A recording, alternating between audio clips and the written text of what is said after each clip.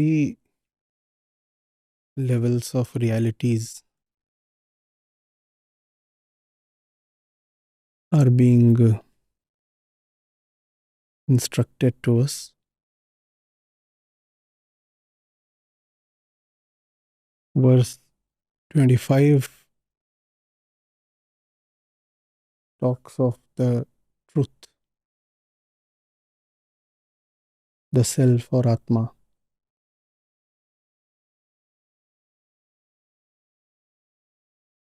Verse 26 talks of the fact, which is Prakriti.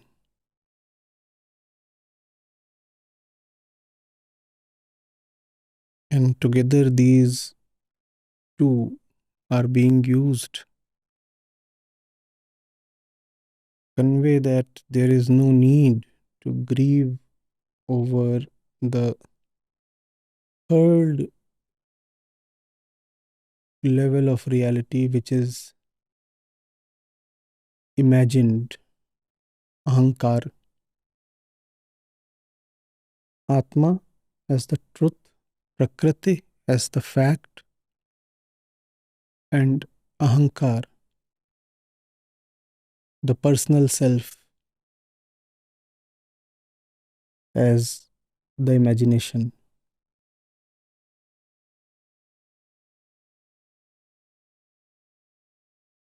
The truth is beyond perception, boundaries, or change, because it is the truth. So it is not even born. There is no question of its death, therefore. Hence, no point in grieving. Right? Sorrow ruled out. Prakriti, she is ever born and ever dying.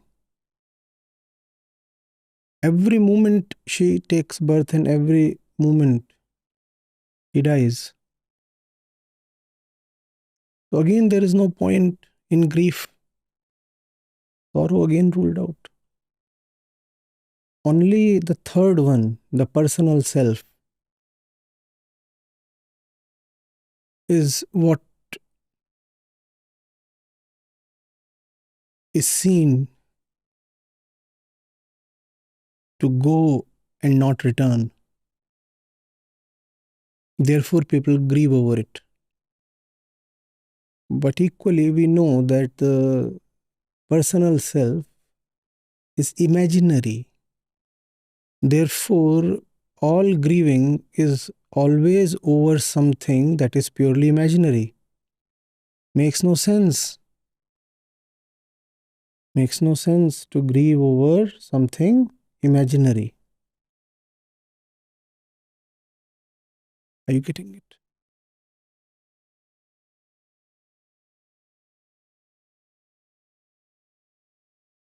Sri Krishna is instructing Arjun in the non-existence of the personal self. He's saying these that you think of as independent entities and hence are reluctant to kill are just waves in the ocean. Huh? The ocean by itself cannot be thought of as ever disappearing. And the waves, well, if one wave falls, another one rises. And the one that rises is not really distinct from the one that has fallen. Therefore, again, there is no point of sorrow over a falling wave. What is causing you sorrow is your belief in the personal self. You think it exists, it does not. Because you are taking ahankar as satya, therefore you are paying the price by experiencing sorrow. Your grief is a result of bad philosophy.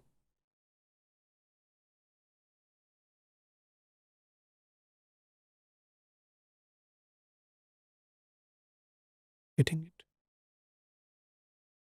You are grieving over something that does not even exist. That which exists at the highest level is Atma. That which exists at the factual level is Prakriti. Neither of them can be killed. And that which can be killed is anyway imaginary. What are you weeping over?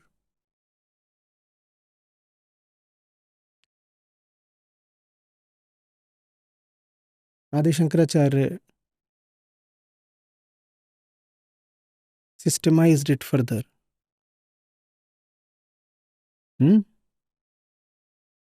He said there is truth that is paramarthik, then there is truth that is vyavharik, and then the lowest one, pratibhasik. The correspondence is perfect. Paramarthik, Atma. Vyavharik, Prakriti. Pratibhasik, Ahankar.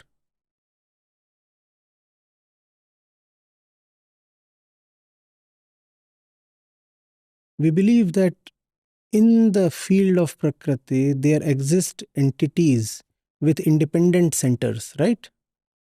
No. No wave has an independent center. Is there any wave independent of the ocean? Does the wave have any sovereignty at all? Then why do we believe that in the vast network of Prakriti, you or I are sovereign? Is even a droplet sovereign? Nothing is sovereign. But that is the cause of our grief. We think that this was independent and now it is gone. Independence means existence, independent existence. Right? And existence can be called an existence only if it is independent. Otherwise, it appears to exist. It does not really. We think it was independent. It was not independent. It rose and fell. It was part of a process.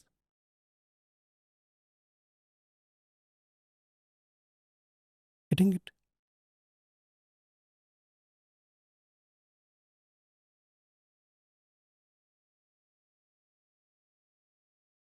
That is what is being conveyed to Arjun. Not sure whether Arjun grasped it. But what is certain is that over the centuries, most of the readers of the Gita have not grasped that. These are most misunderstood verses. In fact, the Hindi translation bears testimony to the misinterpretation. You look at verse 27, says, Mrit Vyakti ka punarjanam avashya hota hai. He is not talking of Mrit Vyakti ka punarjanam. Look at what the verse says. Verse nowhere mentions Vyakti. But the translator brought his little self into the verse.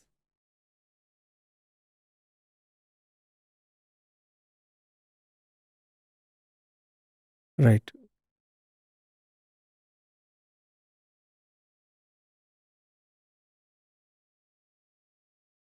Verse 26 is about Prakriti, that which takes constant birth and dies constantly. Verse 27 is again about stuff in Prakriti. Verse 27 is an extension of verse 26.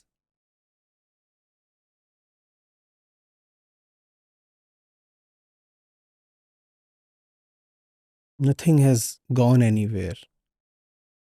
You are just the body. The body is still here. What can you do to the body?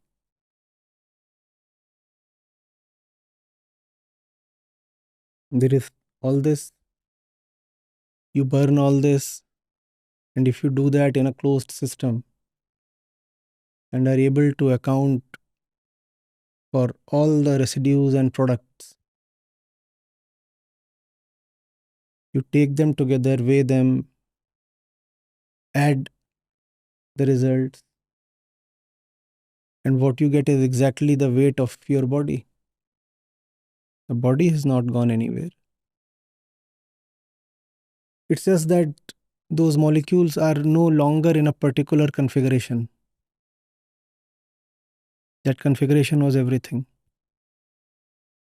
People say the freshly dead body is exactly like the one alive. So what is the difference? They posit that surely there was something within the body that is no more there, and that's why the fellow has fallen dead. Their assertion is that at the physical level, everything is just the same. No, everything is not just the same. Something has changed. If everything is just the same, the fellow would still be alive. It's just that the thing that has changed is subtle. And by subtle, I do not mean mystical.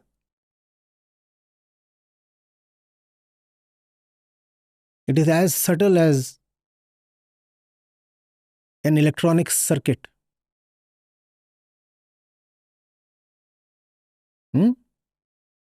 As the technology on a microchip. Subtler than that. Therefore, it is difficult to really gather what has changed in the dead body. But surely what has changed is something material, nothing mystical. And more, as man and science have been able to understand what causes death, more and more man has been able to avert or delay death. It is material medicine that has led to postponement of death, right? There is nothing mystical about death. Nothing otherworldly flies out of the body in the moment of death. Here is a machine. The machine works in a particular way. When that way is interrupted, the machine stops functioning. That's all that there is. And that's not what I am saying. That's what Sri Krishna is saying. Consciousness is material. What you call as consciousness is part of Prakriti. It does not belong to any other world. I have repeatedly asked you to attend to the fact Sri Krishna calls consciousness or Chetana as part of Prakriti, which means part of body. But because it is subtler, so he says Jad Padarth, body can be called as Apara Prakriti and Chetana can be called as Para Prakriti. Nevertheless, both are Prakriti.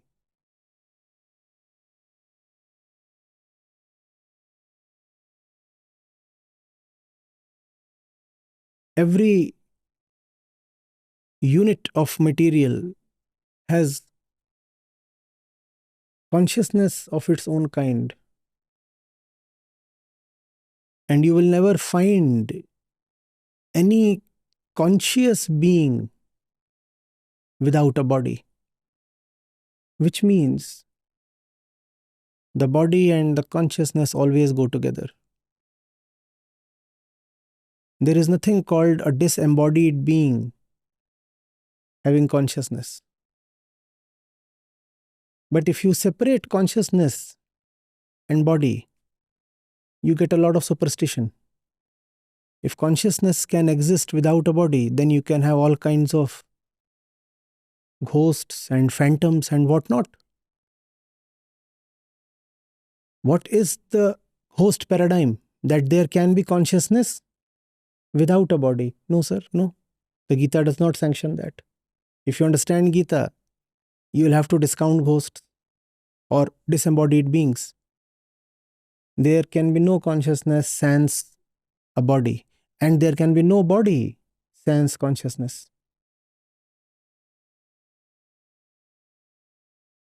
The iron molecule knows that it must be attracted to the magnet.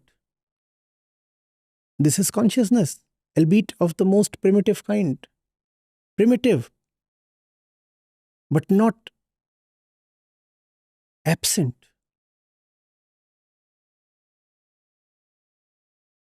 You take an amoeba, protozoa or something. It is life of a primitive kind, but nevertheless, it is life. Similarly, the electron, knowing fully well that it needs to constantly circle the nucleus, otherwise it would be sucked in, absorbed by the attraction of the positive charge. It is consciousness, is it not? No, you'll say, no, it is not consciousness. It is just laws of physics. But then those same laws of physics dictate human life as well. Those laws of physics and physics, when it aggregates, becomes chemistry, does it not? And chemistry at an aggregate level becomes biology, does it not? Small molecules and atoms, they become bigger molecules in chemistry. In physics, you look at, for example, the attraction between two charged particles, correct? Two charged particles, basic things. In chemistry, the number of charged particles increases to 50, 70, 100. You're talking of bigger molecules. And when you talk of huge organic polymer chains, you have entered biology. And this biology becomes your emotions, does it not? So what are your emotions then? Just physics, material thing, electrons and protons. You're not able to see that because of personal association. Hurts. How can my feelings, thoughts be just electrostatics? That's what they are. If your feelings and thoughts are electrostatics, then electrostatics is feelings and thoughts. So I'm entitled to say the electron is in love with the proton. If your feelings are electrostatics, then electrostatics is your feelings. So the electron feels love for the proton. Are you getting it? There is no self here. There are only laws. The electron, as an individual self, does not decide to fall in love. There is a law at action. The law is doing what the law will do. The electron is just stupid to think that it has decided to fall in love. You didn't fall in love, it had to happen.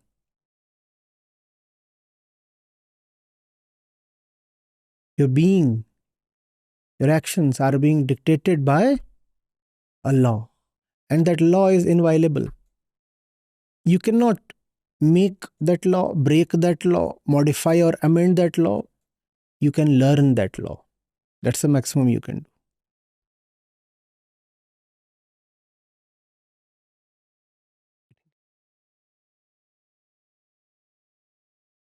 What is then entire spirituality about? It is about learning that liberation is simply about coming to terms with your non-existence. There exists nothing in the first place to be liberated. What will you liberate? Liberation is a joke.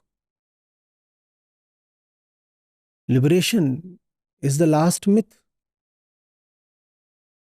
Because, first of all, there is nothing to be. The one you seek to liberate anyway does not.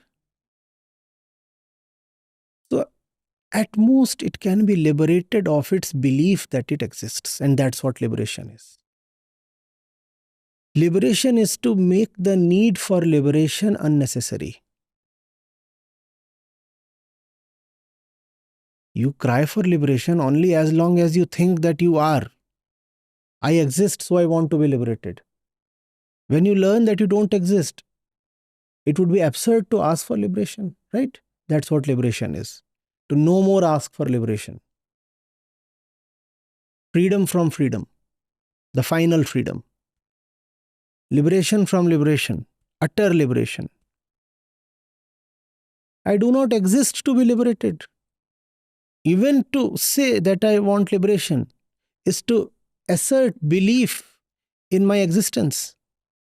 And if I assert that belief, it's certain that I am not liberated. So if I ask for liberation, I will remain in bondage.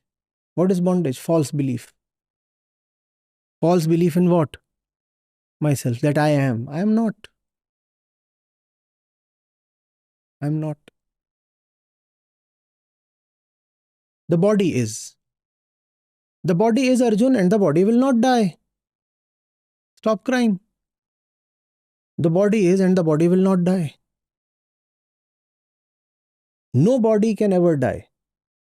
All the bodies over the last 20 million years that ever died, they are present in your form here right now.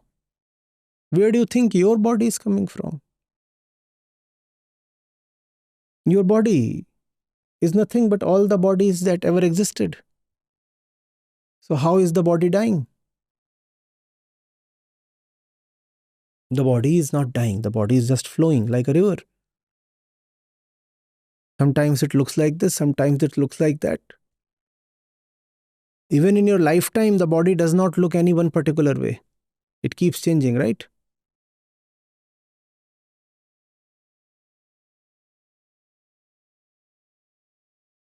I wasn't born with a beard, which I wasn't born bald. The body has kept changing, and the body will keep changing. Even after you are buried or cremated. The prakriti of the body to just keep changing.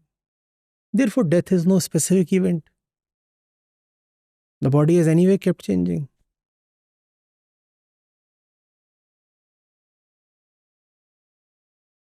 Arjun is hesitant.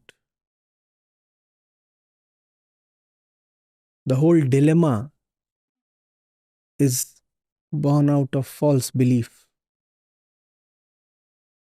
Right? Sri Krishna is teaching Dharma to Arjun. What is Dharma? Dharma proceeds from both.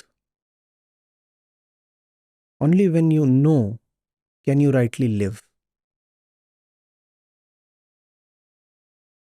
Therefore, Sri Krishna is instructing Arjun in the very essentials of being.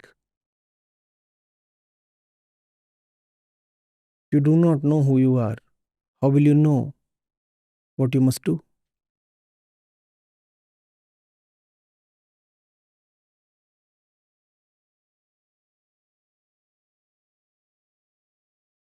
Why must Arjun fight?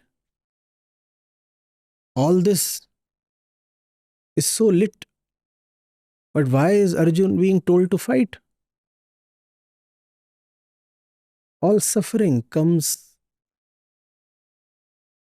from ignorance, right? And if an ignorant person gets to have power over millions of people, then there is a huge chance that there would be rampant ignorance, that the king's actions and policies and the personal example he sets will all lead to widespread ignorance. It is human suffering that Sri Krishna seeks to fight. And if Duryodhan ascends to the throne, that suffering is likely to multiply, because suffering comes from ignorance. Duryodhan is himself so very ignorant. Think of the effect he will have on the general population. And that is the only reason the war must happen. Arjun does not understand why Duryodhan must not become the king. Arjun thinks that the war is being fought for personal gains. Therefore, he tells Arjun, Sri Krishna, I do not want the throne. And these riches mean nothing to me if they are to be earned by killing our friends and kin. Arjun is missing the point altogether. The war is not at all about earning riches or the throne or power for yourself. The war is about something else. But what is the war really about? That needs to be conveyed to Arjun, and that's what the Bhagavad Gita all about. The rightful function of the king is to take the population from ignorance to illumination.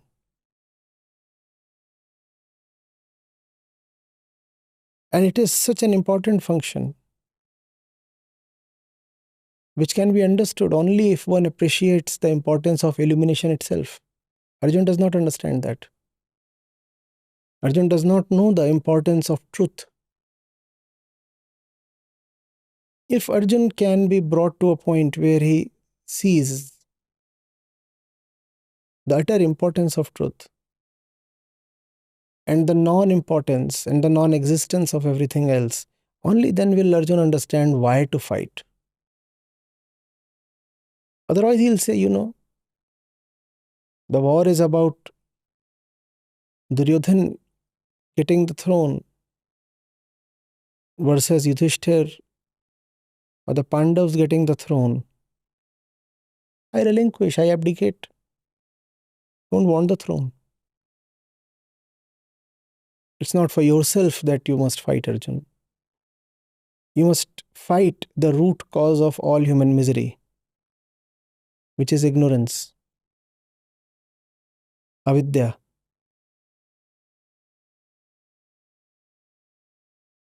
Duryodhan at the hem would mean avidya itself at the hem.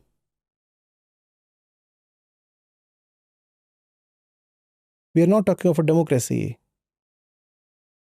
These were monarchies, autocracies. The king held absolute sway, unlimited power over the populace.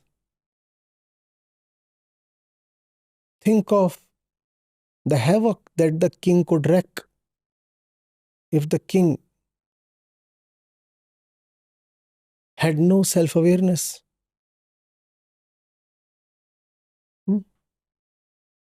But for Arjun to fight such a bad contender to the throne, first of all, Arjun must have some self-awareness. Therefore, the Gita. Arjun, please understand what is most important in life. And then see that that which is most important in life is nowhere present in Duryodhan. Then you will know why to fight.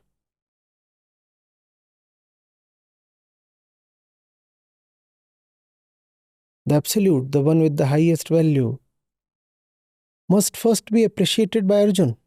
Only then he will see that the absolute is not at all valued or favored by Duryodhan. And then he will fight for the sake of the population, not for the sake of personal glory or attainment.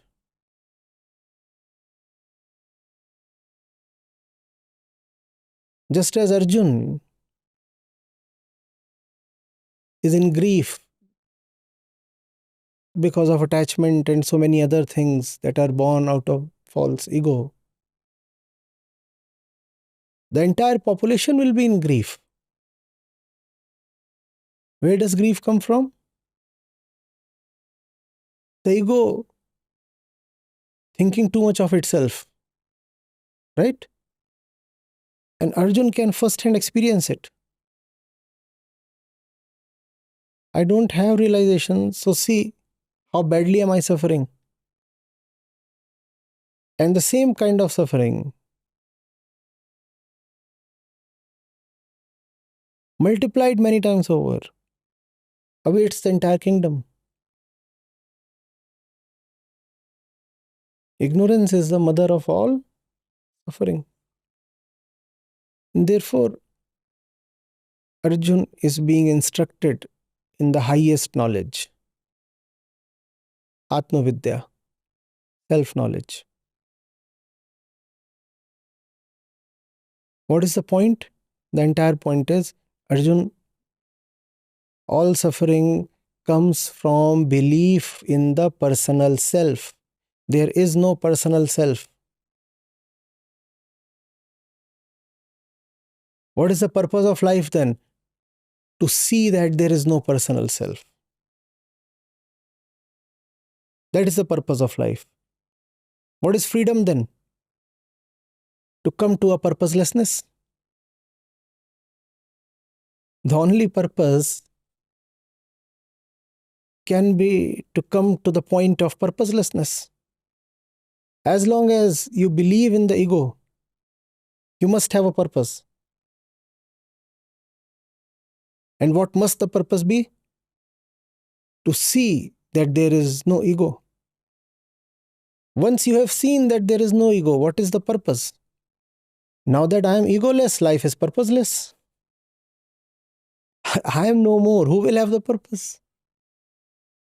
For a purpose to exist, there must be somebody to carry the purpose, right? I've seen, I don't exist. Who's now there to bear the purpose? So life is now purposeless. Yes. Liberation implies a purposeless life. But as long as you are not liberated, let there be a glorious purpose. And there can be only one glorious purpose.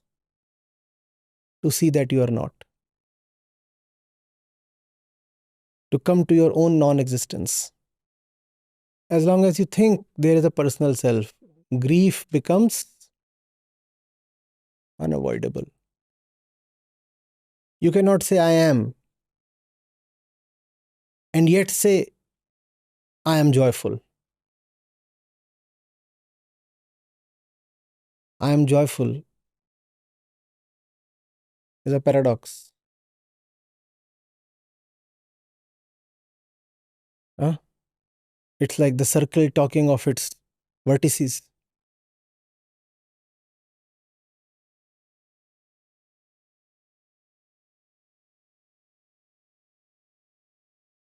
The pentagon talking of its radius. Is it possible? I am joyful is similarly not possible. There can be joy when you are not there. The more you insist on remaining, the more you block joy.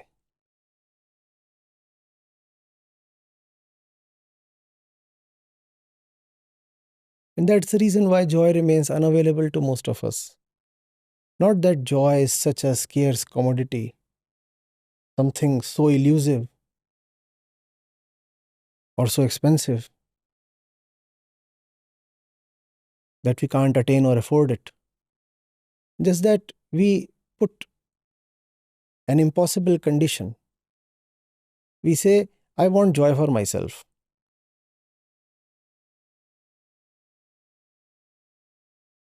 Joy can be there, but not to you.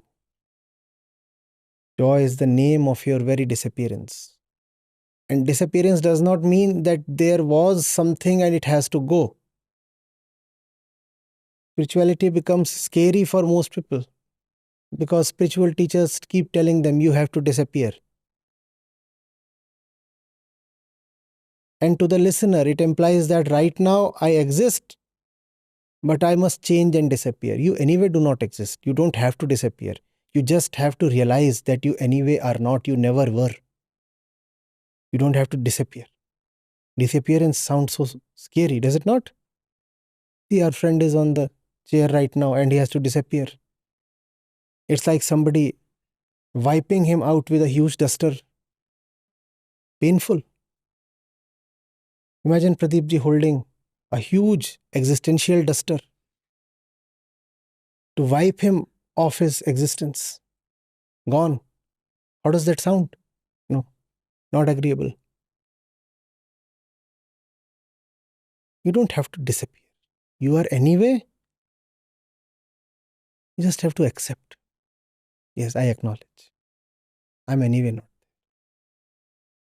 All this is just gibberish. You must go, you must disappear, you must drop yourself, you must dissolve. What must dissolve? There is anyway nothing.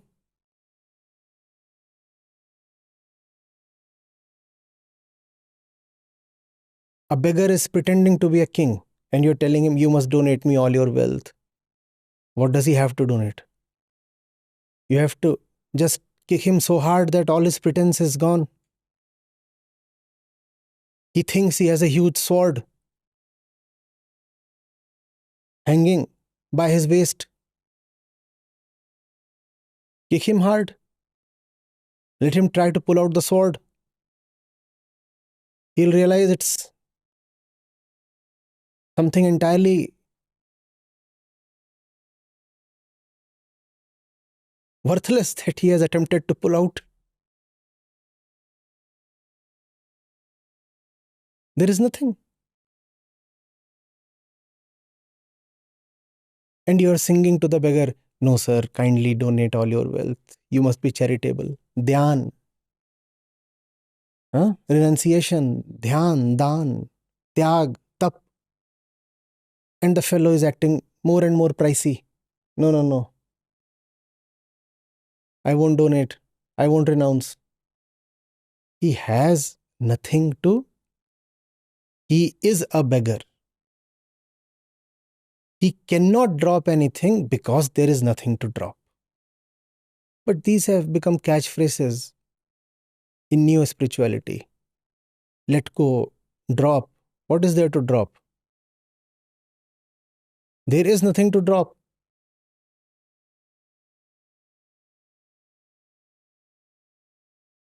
Like a naked man comes to you and you say, you drop whatever you have. What can he possibly drop? Further, when you use these terms, let go, drop, etc., the emphasis shifts to action rather than realization. You're saying drop, and dropping is an action. You don't have to drop. You have to learn that you anyway have nothing. Learning is jnana. Dropping is karma. The emphasis must always be on jnana, realization, not on karma. Do this, do that. No. There is nothing to do because there is nobody to do. But yes, there is nobody, somebody who thinks that he is. That thought has to be pulled out of his mind. What is existence? Just a thought. It is that thought that must be educated. That's what all wisdom literature is about. Educating the primitive thought,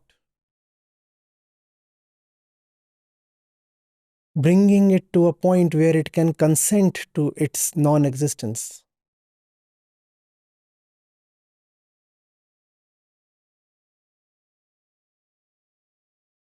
The war is not what it appears to be. It's a war against misery. Misery that is about to befall the people of Hastinapur.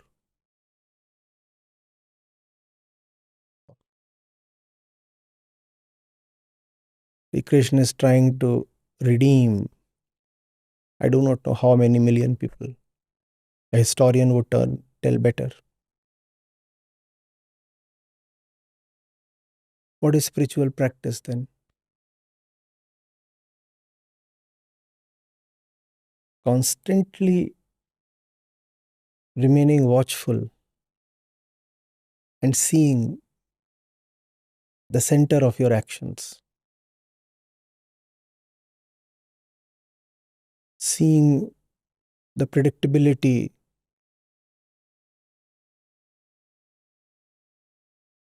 the materiality of it all.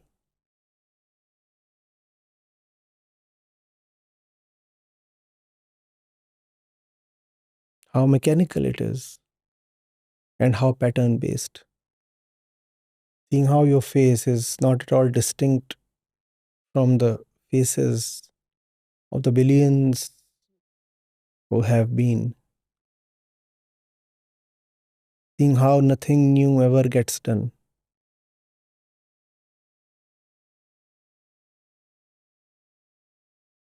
Seeing how all human thoughts and actions and feelings are but permutations and combinations of a few very primitive instincts.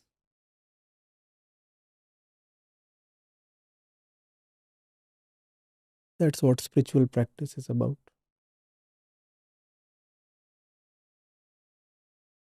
Looking at the self, being watchful, and seeing where it is coming from. If you can see where it is coming from, you'll realize it is not coming from you. More and more you will see nothing is coming from you. It is all coming from somewhere else.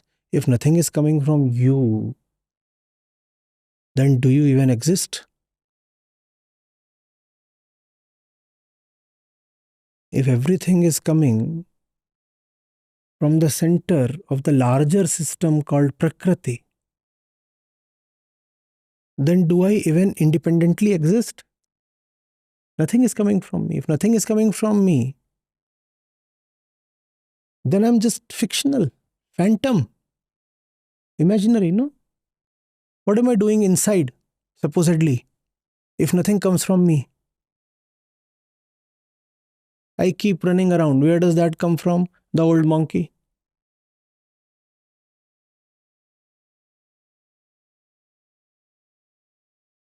I'm so cunning. Where does that come from? The fox.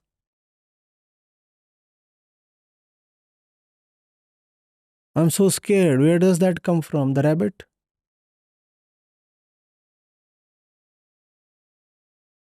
Whatever I do, it is coming from something out there.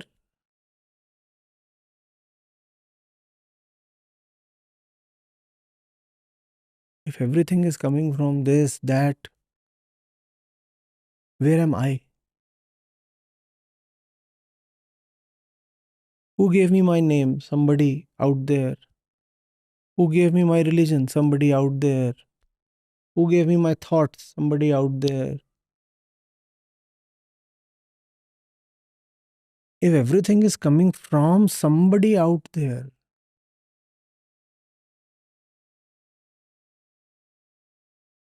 where am I? And you will see, no, you are not. You don't exist. That's called coming to the fact of your own non-existence. Do not speculate. Do not ask what will happen after that. First, come to that point. Come to that point because you want freedom from sorrow. Come to that point and then let things flow. Look at the way you look at me. Millions have looked at me this way. What's new? What's independent? What's original? Look at the way you sit. Look at the way you wear. Look at your skin. Look at your thoughts. Look at how you interpret what I say. Anything unique, authentic, original?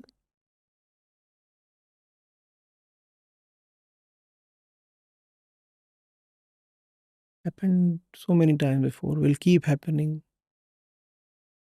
It's impersonal. The person is a myth.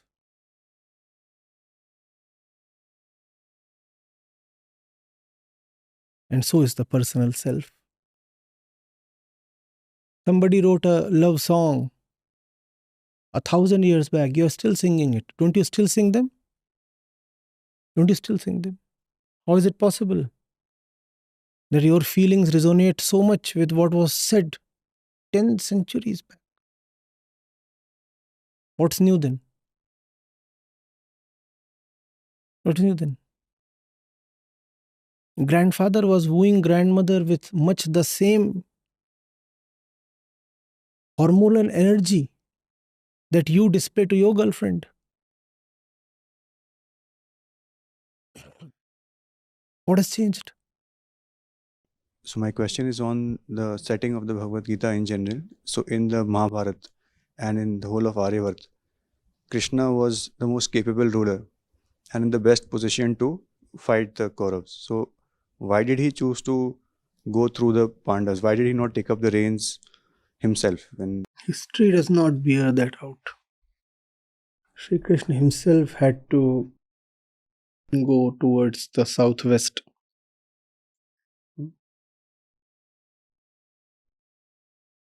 Because he didn't want to be in a hostile environment. So it might not really be factually true that Krishna himself was best placed to fight the war or something. Had that been the case, had that been practically feasible, probably he would have taken that route.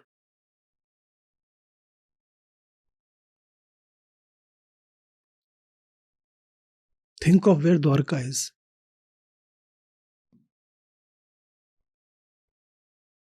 And in those times, it wasn't a very pretty proposition to go that far down southwest.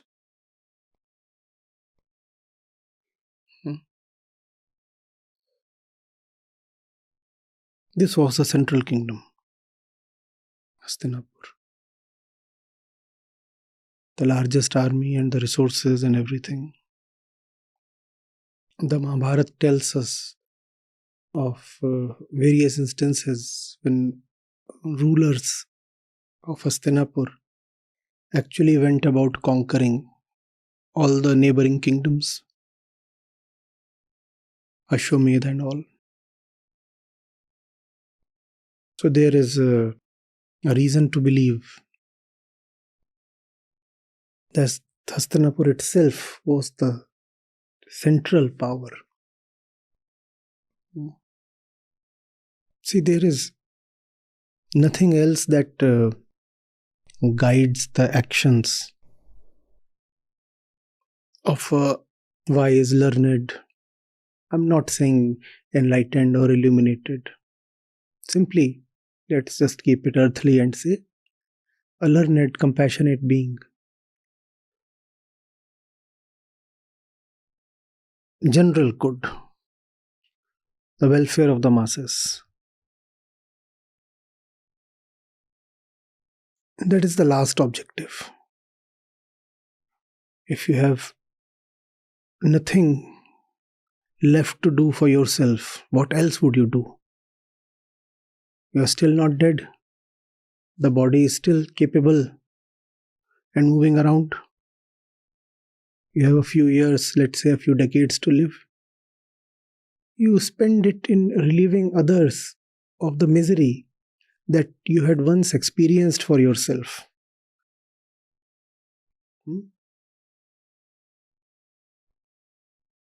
So Krishna does not want the population of Hastinapur to suffer. And he will take the most appropriate route possible. That's what he has taken.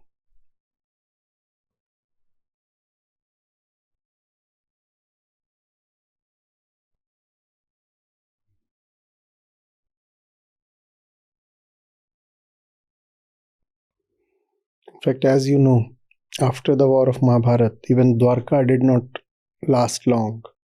If we are to believe the legend. So, not that Sri Krishna was some miraculously omnipotent divine figure.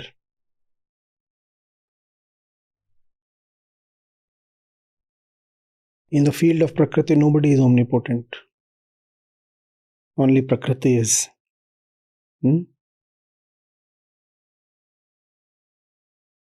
Human beings take birth in the common sense of the word. Live, then die. That's all. There is no omnipotence there. There is no eternity there. There is nothing called a supernatural being. All beings are natural, prakritic. So is Sri Krishna as a human being. And he is doing the maximum that he can do as a human being. Right?